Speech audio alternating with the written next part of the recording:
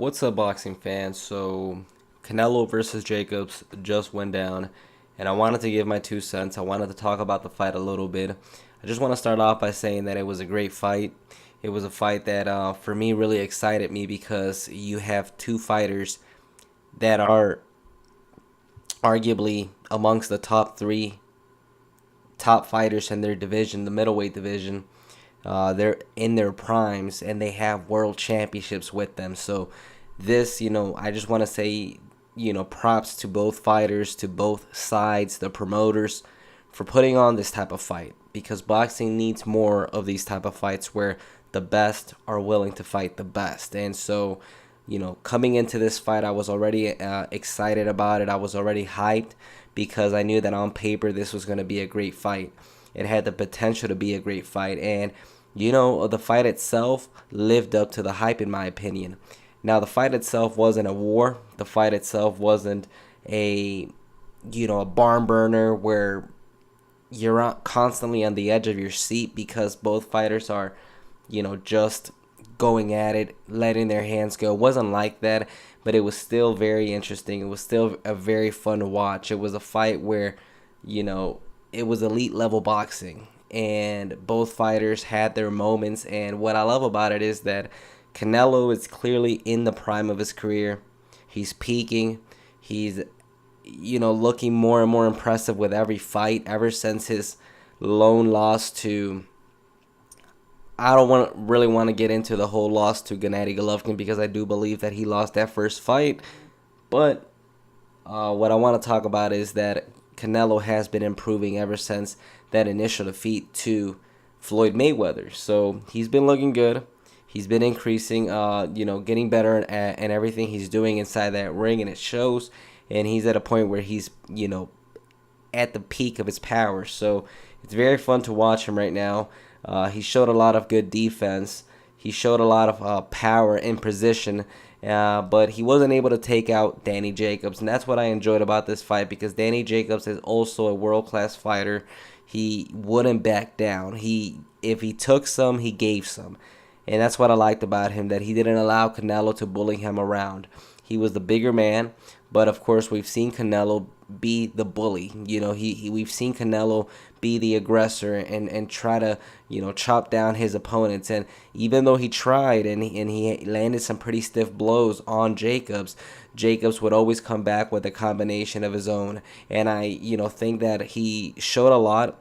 The fight really pitted two of the best fighters in boxing today. And it showed Jacobs' heart, his grit, his toughness, because he wouldn't back down. He always came back with more. And what I think we saw from Jacobs was his character as well, because he's fighting on essentially enemy territory, a place that he hasn't fought in since 2010.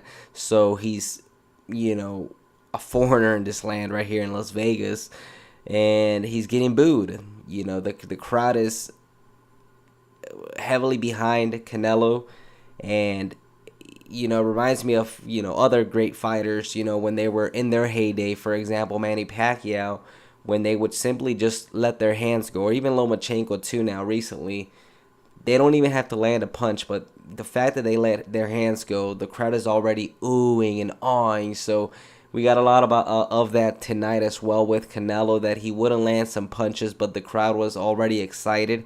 And, Jacobs remained calm and composed. He kept his cool, and he fought a very disciplined fight. The only thing that I think really got to him was the fact that he started to come on late in the fight. He could have very well have started to get a little bit more aggressive, started to take more risks earlier in the fight. Maybe we could have seen a different outcome. Who knows? I'm not saying he would have won. I'm not saying, but I'm just saying that what I am saying is that things could have probably gone different had Jacob started to let his hands go and be a little bit more daring earlier on the fight, because the first round was more of a feeling out process, as is custom with most boxing fights. That first round, both fighters are feeling each other out, and in this fight they were doing just that, also showing a level of respect to each other, because both of them respect each other's skills and they respect each other's power. And that's exactly what was going on in the first couple rounds. Jacobs looked very good in my opinion. He was throwing some combinations somewhere in the middle part of the fight. Towards the end of the fight, Canelo was really asserting his dominance, and he had, I think it was the seventh round or so, and seventh or eighth round, that Canelo really showed excellent elite level defense. His head movement, his bobbing and weaving, avoiding a lot of the punches that Jacobs was throwing, was some really masterful performance.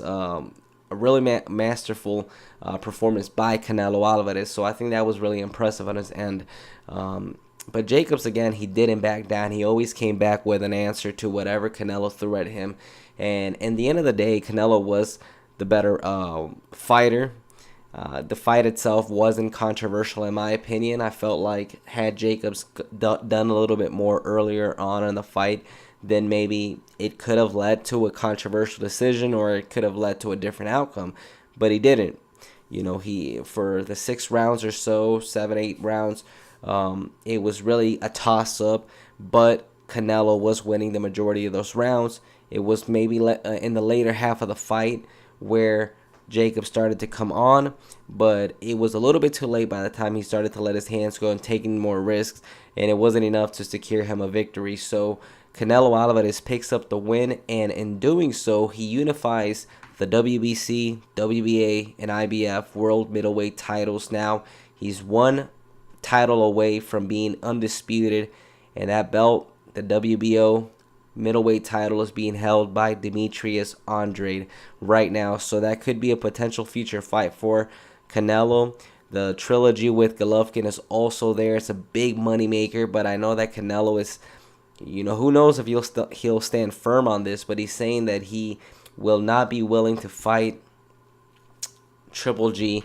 unless he has a belt. So Triple G, of course, has a fight with Steve Rolls lined up for next month, June 8th at MSG. It's not for a title. It's against the lesser opponent. And if Triple G's fighting 2 times a year, that means that this is the first fight. The second fight might come around, you know, obviously in the second half of the year, which we're already entering that second half, meaning that if Triple G fights Demetrius Andrade to get a belt, and let's say he does beat Demetrius Andrade, then the soonest we could see a Canelo trilogy would probably be for sometime in the first half of 2020. So who knows if we'll get that fight now. Canelo could very well decide to face Andrade next, and then, you know, he'll become undisputed. So we'll see what happens, but I enjoyed this fight. Like I said, it wasn't a war. It wasn't an instant classic, you could say, one in which, you know, really resonated and you said, wow, that was a great war, but it was a great fight. It was entertaining, and I really enjoyed it because it pitted 2 of the best fighters in the division in their primes and for world titles, which was quite a good thing, I think, for the boxing fan to watch, because we need more of this. We need the best fighting the best, and hopefully things continue to be like this. But let me know what you guys thought in the comment section. Subscribe to this channel if you enjoyed this video. Give it a thumbs up, and also remember to visit TorresBoxing.com and the Instagram at TorresBoxing. Guys, till next time, I'm out. God bless you, and have a great rest of your day.